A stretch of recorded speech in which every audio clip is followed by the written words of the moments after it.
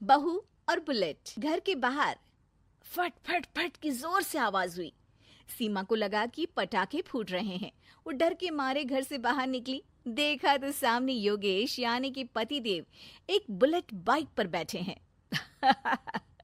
अरे डर गई क्या? बाइक लेकर आया हूँ तुम्हें घुमाने के लिए। सच में? मुझे लगा पटाखे फूट रहे हैं।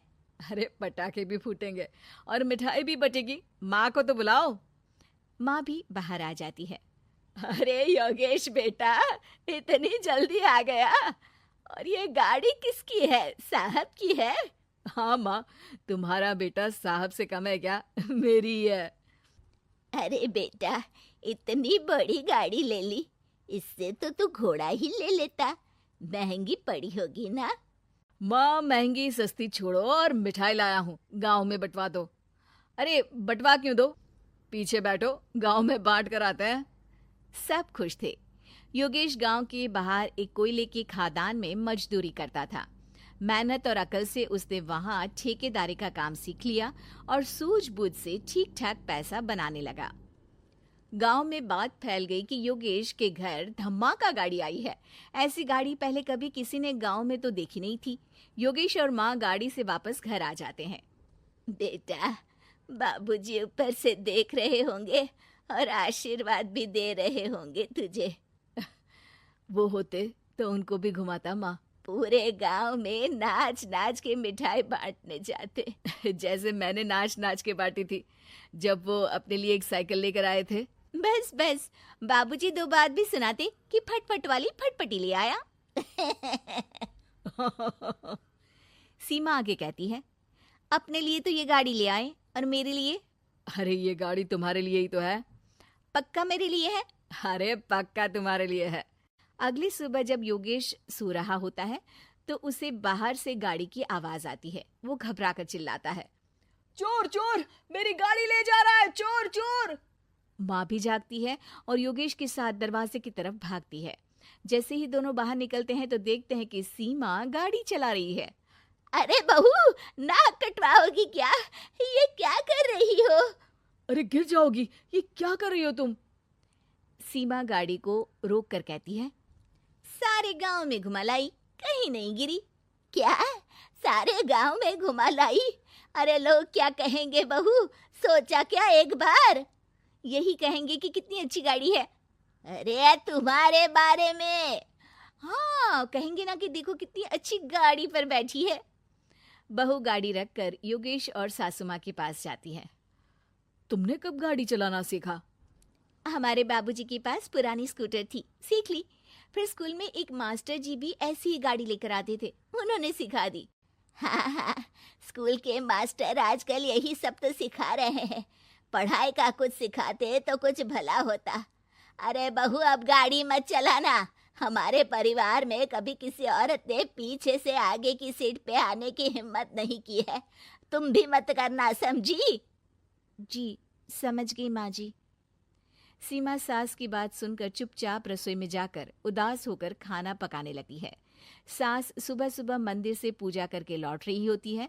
तभी उसे दो औरतें रोक लेती हैं और कहती हैं, अरे बहू को थोड़े अच्छे लक्षण भी सिखा दो। गाड़ी चलाने निकली थी, गांव की मर्यादा का कोई ख्याल नहीं है। वही तो। अरे पैसे आने लगे हैं तो क्या मतलब कि किसी रीति रिवाज को नहीं मानोगे? अरे समाज में रहना है तो समाज के ढंग से ही रहना पड़ता है। अरे लाज भी नहीं आई बहू को? चूल्हे चौके से निकलकर सीधे गाड़ी लेकर चौराहे चबूतरे नाप लिए, फट फट फट करते हुए। अरे कुछ कह देना उसे। अरे ये क्या कहेगी, बूढ़ी सास है, इनकी थोड़ी ना चलती होगी घर में। हाँ, बहू की ही चलती होगी, मर्जी भी और गाड़ी भी। सास सब सुनकर घर आती है और बहू को चिल्ला के बुलाती है, अरे नाक कटवा दी सबके सामने गाड़ी चलाकर। औरत जात गाड़ी नहीं चलाती। शहरों में तो 4 पहियों वाली गाड़ी भी चलाती हैं और हेलीकॉप्टर, हवाई जहाज भी। शहर में थोड़ी ना रहती हो मैडम साहिबा। आज के बाद गाड़ी से ही नहीं, यूं भी निकलना बंद तुम्हारा घर से। माँ सही कह रही है, कहीं भी जाना हो तो मुझे बता देना, मैं लेकर चलूंगा। आज माँ को तुम्हारे कारण कितनी बातें सुननी पड़ी। इतना कहते हुए योगेश वहां से चला जाता है। बारिश की वजह से कारखाने के रोड पर कीचड़ रहता है, इसीलिए योगेश गाड़ी घर रख कर जाता है और किसी से लिफ्ट लेकर कारखाने पहुंचता है ताकि नई गाड़ी गंदी ना हो।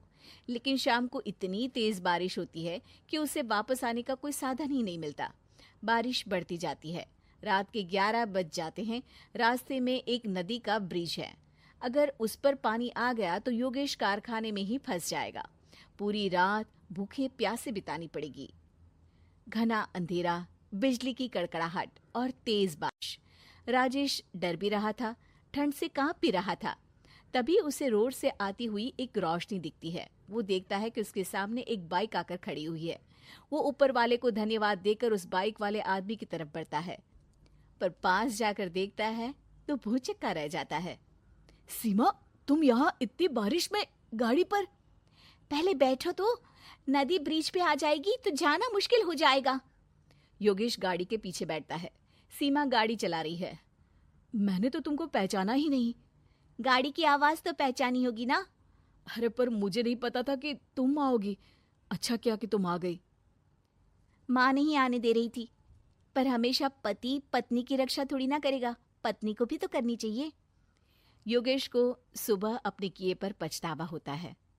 उसकी आंख में आंसू आ गए जो बारिश की बूंदों में बह गए थे। उसके बाद सीमा को सास ने और योगेश ने खुशी खुशी समाज की सीमा लांघने की मंजूरी दे दी। अब वो जहां भी जाती फट फट फट गाड़ी पे ही जाती।